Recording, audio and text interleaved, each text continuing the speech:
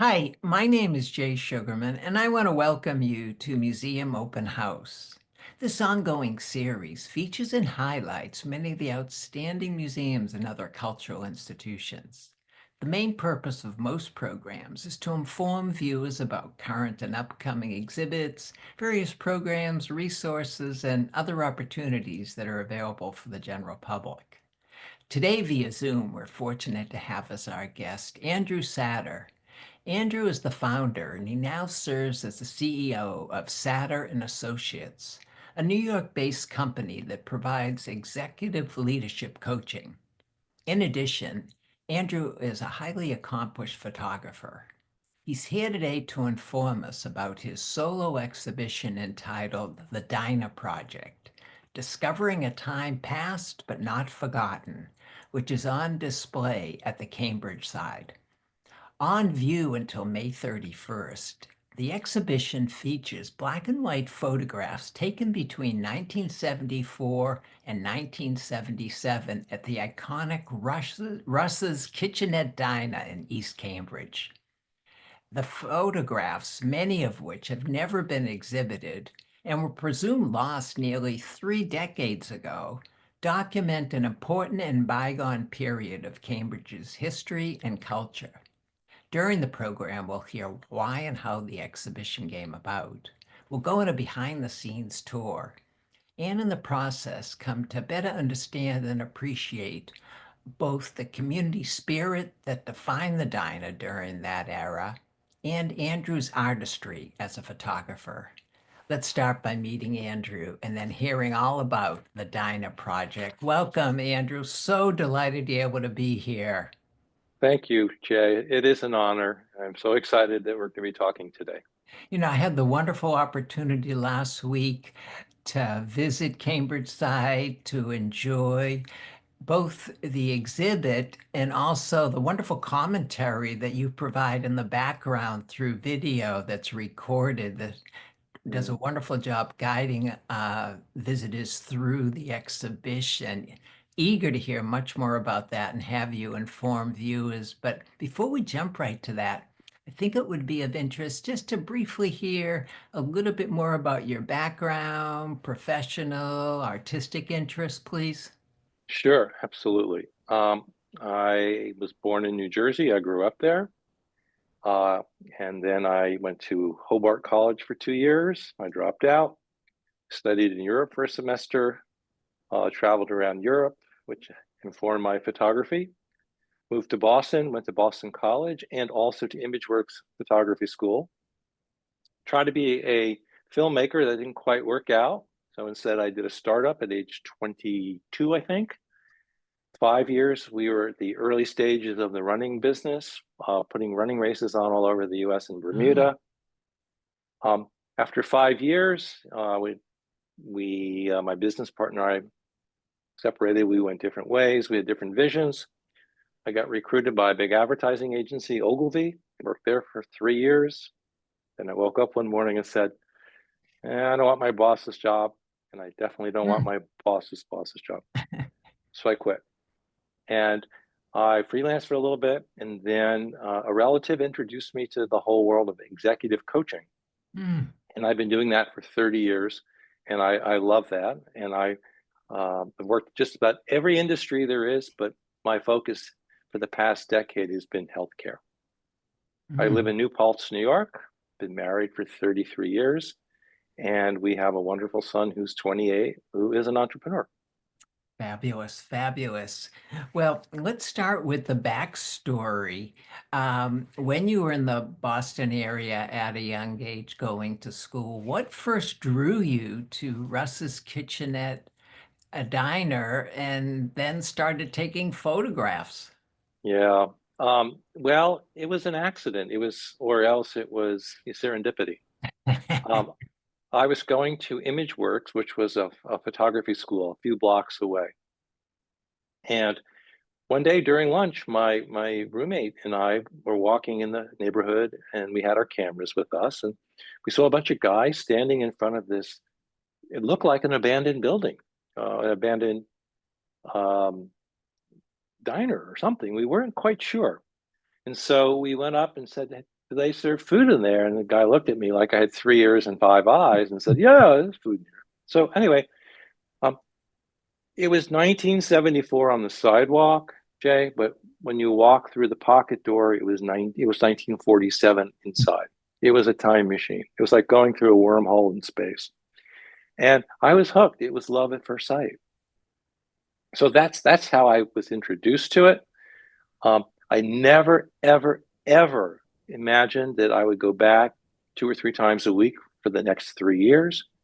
In my wildest imagination, I never imagined that I would have an exhibition or that I would actually have published a book about Russ's Kitchenette Diner.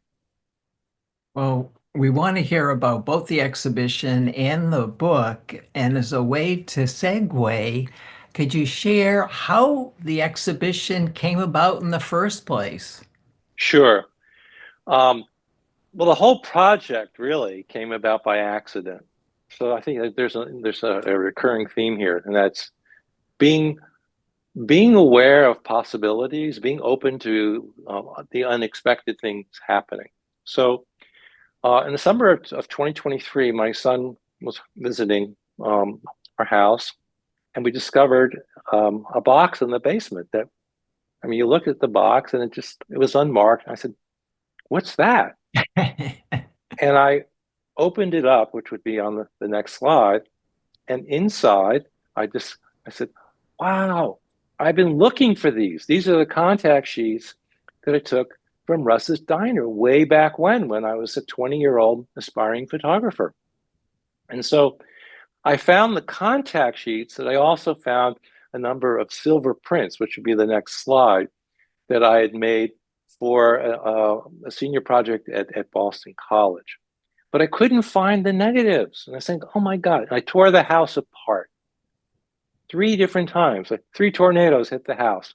And then finally, I discovered the negatives. So um, I went back and it just felt like, in a strange way, it felt like home. Mm. Even though I was a stranger, I had long hair, was a hippie, I didn't speak with a Boston accent, and I was walking in this place with a camera around my neck. So some historical context shades. 1974 to 1977 is the time that I was there. Um, the country was in flames. Boston was in flames. Nixon had just resigned. The war in Vietnam had just ended. We were walking out of there with our tail between our legs. Um, the busing riots Boston was on fire, and also there was the troubles in Ireland, and Mm. the Bulger gang was running arms to the IRA in Belfast, and some people said, part of that was going through Cambridge to Charleston and so on and so forth. So I realized that I had to earn the trust and the respect of the people, the denizens and the staff. Otherwise, either they'd throw me out of my ear or somebody might punch me in the face, which never happened. So that's how it all started. Right. And here we see, which we'll come back to, the book that came out from all this, and Right. high praise up there from Dennis Lehane. That is amazing, the commentary that he provided there. Um, So so grateful for that. He's one of my favorite authors, and again, another you know accident. I'm in a book group, and we were reading uh, Small Mercies just as I started working on the book in October, and a light bulb went on in my head. I said, "Oh my God, I've got to ask Dennis Lehane for a jacket quote." mm, And I didn't know how to reach him, and then after striking out and scrubbing the web, I went to his literary agent's website and discovered that Dennis's agent is also the agent for a good friend of ours, Dan Fesperman. ah, So I reached out to Dan, and he said, use my name, contact Ann Rittenberg, the agent, and just tell her what you want. And it worked out. that's fabulous, fabulous. Well, let's move on. You mentioned trust. How did you build that trust between Russ, other some of the other workers we're going to meet, like Hmm. Charlie here, and Yep. the customers. Right. Um, I scratched my head, Jay, at how I had the wisdom at age 20, but somehow intuitively I knew that trust is built. It takes a lifetime to build it and a minute to lose it. That's, Mm, as an executive coach, that's like a common thing. Um, what I somehow understood was you build trust by demonstrating concern and respect for other people.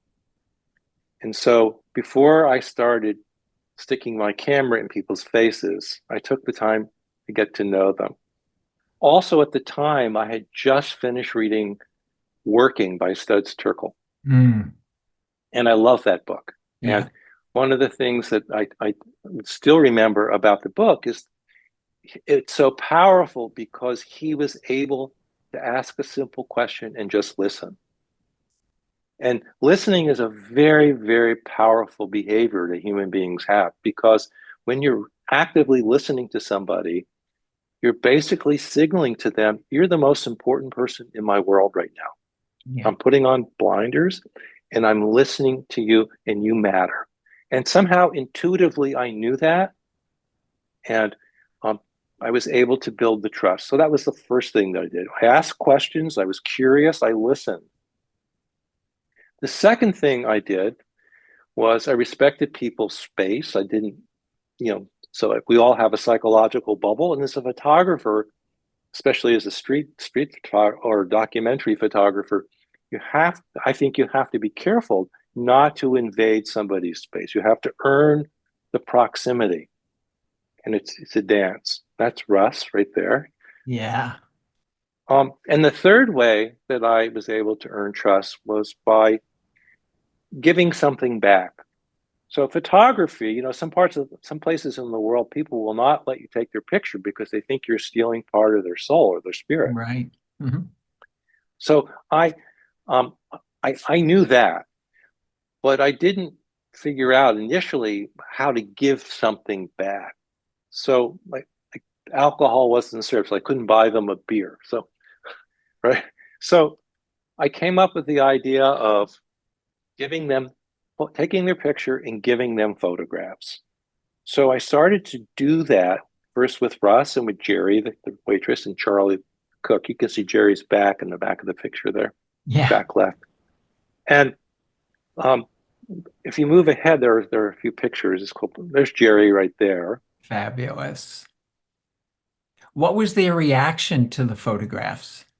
They loved it, and they started joking each other and saying, "I'm going to be on Time Magazine," But then Russ started to thumbtack some of the photographs onto his bulletin board. And as we go through this, you'll see some of the photographs that are there. This is Russ. Um, I'll come back to Russ in a second. And then there's the bulletin board in the back. And if you look over the glass Oh, display yeah. in yeah. So then the customers, some of the regulars started saying, "Hey, I want my picture taken." So I joke and I say it's the first recorded evidence of FOMO, fear of missing out. And so it just became this virtuous cycle where it worked out. Now, at Um, the time, do you think you were trying to capture the diner itself, the culture combination? What was sort of your developing motivation in the whole enterprise? yeah, I like that question. Well, the first thing was the light. So as a photographer, it's all about light and shadow. And the light in this diner was crazy. Sometimes it was almost felt like it was a divine intervention. And, I mean, like look at the shadows on the Yeah. ceiling here of Charlie's pots and pans. Mm. But also sometimes the lighting there really sucked, and so I had to play around with the photochemistry. And we get into that if we have time. So the motivation first it was being aware of the light, but I'm attracted to people, and I notice people's hands, I notice their faces, I notice their hair, what they're wearing, and the the denizens of Russ's Kitchenette Diner and the people that worked here, they really wore their life on their faces and on their hands. So this guy here, his name is Danny, and he's in many of my photographs. And this is the pocket door that you would walk through Mm. from 1974 to 1947. That was the Wow. portal. Yeah. Um, yeah, and the other thing too is that I grew up in a middle class family. Um, my grandfather was a doctor. My father was a CPA. So white collar professions. And we lived in a community in Clifton, New Jersey that was we would live next to a real working class blue collar neighborhood. And growing up, I was raised as a Jew, and I was the brunt of anti-Semitism. I got bullied, um, and a lot of it came from the families of people who were truck drivers and police officers and firemen. And that's me when I in 1974. And so for me, walking in there, at first I noticed who was there and who was not there. Mm. And it brought up a lot of old ill feelings, having been on the short end of that stick. Um, and I realized that I needed to that was my stuff. I needed to overcome that because these people didn't know me, and it was a blank slate. So it was a real learning experience for me. You know, What's it like being able to show these photographs now, uh, just a few hundred or so feet from where the diner once existed? you've done your homework, Jay Sugarman. It's very moving on a couple of levels. One is because you never know that there was once a diner there. It's it's like Mars compared to what it used to Yeah. be. Second thing is that um, I have very fond feelings and memories of the people, especially Charlie and Russ and Jerry. They're all dead. Um, and to discover the negatives in a box, they've been in a box for 50 years. It made me feel like this was a way of honoring them and their generosity and allowing me into their lives and allowing me to photograph them quite intimately. When I say intimately, I mean not like sexually intimately, but in proximity and frequently. Um, it's very moving, very moving. And it also, the other thing is, it reminds me of, there it is on the wall again.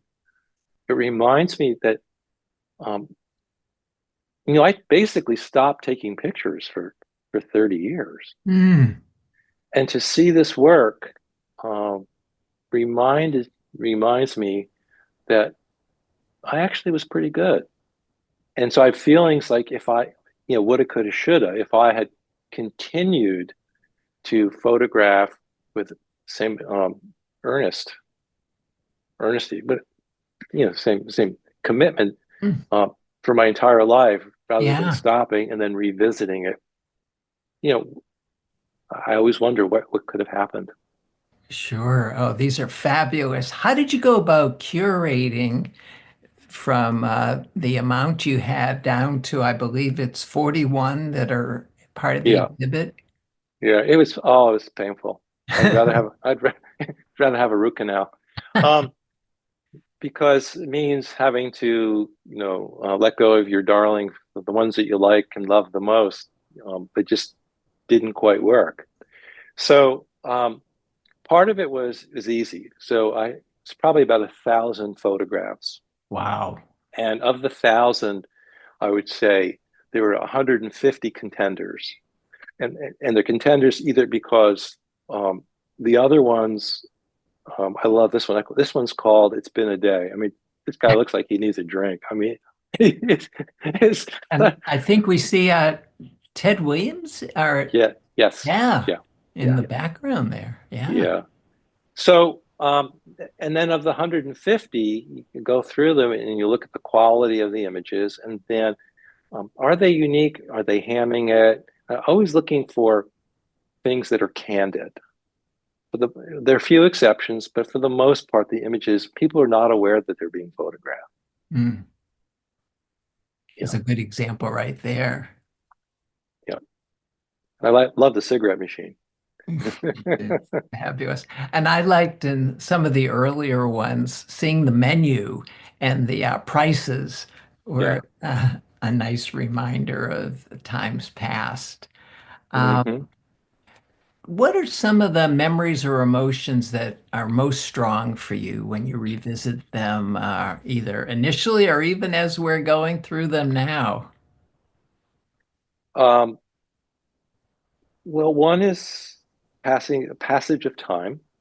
So this, in a way, this I've showed this work to a lot of people, and a very common comment or response is it's timeless, with the exception of the guy with the mullet haircut in the background there. Mm, You know, it's timeless. This could be the 30s, it could be the 40s, it could be the 70s, whatever. Um, Again, the feeling of something that's in a way a little bit of paradise lost. This was a very special place. This was like Cheers without the alcohol, 20 years before Cheers. Or recently, a gentleman came to my artist talk and he said, it reminds me a little bit of the institution of the British pub, where you've got the same people going to the same pub every day, year after year after year. Uh, so, passage of time, paradise lost, and also it's a reminder of we live in a world now where loneliness and isolation is epidemic, very and true. and this was a place where the same group of probably 40 or 50 people went every day, 5 days a week, some for 30, 35 years. Yeah, yeah. What do you hope visitors, viewers to the exhibition feel, think, take away from Mhm. the exhibition? Yeah. Hold on. If we could just hold on to this one for a minute. Okay. This picture. I want them to feel the warmth and the sense of community and the sense of possibility that this is this is the way that people comported themselves. This is the way that people interacted with each other. Um, and it's still possible. Again, we live in such a bifurcated, polarized, segmented, antagonistic world. Um, and all that was going on outside of the diner. Mm, And yet, when people walk through the door, through that pocket door, they left all that crap behind them. And they had a good time and they just enjoyed being with each other. yeah, Yeah. for sure. You definitely get that sense through your work. Yeah. So I just wanted to, since you showing this one, this picture was taken with a 4x5 camera and a Mm, couple of others as well. So the camera was a speed graphics speed camera. It looked like an old press camera, like Jimmy Olsen would have in the yeah. old Superman. And when I brought that camera into the diner to experiment with it, everybody, there was a big buzz around it. Like for some reason, it was a novelty. And these guys said, "Hey, we want our picture taken." So there, you see Danny in the upper right hand corner, and Yeah. yeah. Um, so anyway, this is one of my favorite pictures, and it's not cropped. So the guy on the right side, the younger guy, that I cropped that in the camera itself. Mm, Mm, mm. That's You know, fabulous shot, fabulous shot. As we continue, would you share a little bit more about the book that you've made available? sure. So the little immerse, hawking it. Can you see that? Oh yeah. Yeah. So this is Walk-ins Welcome. It's a 64-page book. Um, and it's a limited edition of 150 copies. Um, and about 75 copies have already been claimed. So if you're interested, you could go to my website. We'll talk about that later. Um, but the book was my way of, um, shows coming are transient, but a book is more permanent. So it was a way that I could really memorialize the diner, the people, the time, and the work itself. You know, there are two additional features in the exhibit. I'd like you to just share a little bit the two videos that are available. The one that you provide the wonderful context and commentary, and you also referred to David Sutherland and his piece Down Around Here. Right, right. So I live in New Paltz, New York. The exhibit is in Cambridge. So, and I still work. So it wasn't possible to move to Cambridge for the 2 months that the show is on exhibit. So I figured, well, people will walk in, and if I'm not, that's me with Charlie. Um, if I'm not there, or somebody who who doesn't know the story, people will walk in. It's not the same experience. So we created a video. It's an artist talk. The health department would love this one. Um, but that's why the food tasted so good, because it was Russ's cigar ashes. So the video it tells the story of the diner, and then David Sutherland is a brilliant documentary filmmaker who lives in Boston, in the Boston area, and he made a movie about the diner called Down Around Here. And interestingly, he and I were documenting the diner um, for some of the same time, but I would go in the morning and he would go in late in the afternoon. So we actually never met. Mm. I had heard about him, but he had never heard about me. Um, and that's the book cover right there, the pastry display. So if you look up David Sutherland online, you can find out where his film is available. And if you want to, so there's the book. If you're interested in prints, I also created postcards, which people like. Mm. Dial 1-800. No. So you can purchase these postcards. They're, great for Mother's Day, Father's Day, whatever. Um, so that's so that's the story. There's one other thing I wanted to say when I started the project, because of my work as a coach. I help my clients create intentions and goals. And so I had three goals for the project.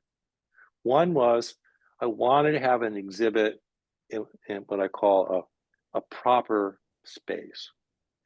CambridgeSide is a great space, and I'm hoping that it'll end up in a gallery or a museum. So that's number Mhm. one. Number two was to create a photo book that captures the spirit and really conveys the respect and the gratitude that I have for the people who allowed me to photograph them. And also to share that with everybody else who wasn't alive. And the third thing, which is a reach, and that is to create an installation. So the thing about the diner is when you walked in, first thing is you would smell the coffee, butter, bacon, and Mhm. cigarettes. Then you go through the pocket door, and as your eyes were adjusting to the change of light, you would hear people laughing, joking. You would hear plates, dishware rattling. You would hear Russ whistling or humming. And then as your eyes finally adjusted, you would see the amazing backlight coming in. So my wish is to create an installation where you walk into a dark room, you smell coffee, Mm. you hear the noise on a soundtrack, and there would be two or three video screens. One would be um, interviews of surviving people, people who I who I can identify, Mhm. like a StoryCorps kind of things. Um, Second is David's film down around here, and the third thing is I helped a friend shoot 400 feet of 16 millimeter black and white film of the diner in 1976. And I got in touch with my friend recently, and she handed me the canister. So Ooh. I want to digitize that and have that looping as well. That's fabulous. Andrew, unfortunately, we have to, that sounds like a wonderful setup. Definitely hope that comes to fruition. Given your background, your entrepreneurial efforts, I have no doubts we'll be able to experience that sometime in the future. But for now, just have to thank you again for the exhibition, for taking the time to share it with us, and want to wish you continued success with future endeavors. Thank you, Jay. Appreciate the opportunity to show you the work and to discuss it. Also want to thank those of you watching for joining us and hope you'll be able to tune in next time.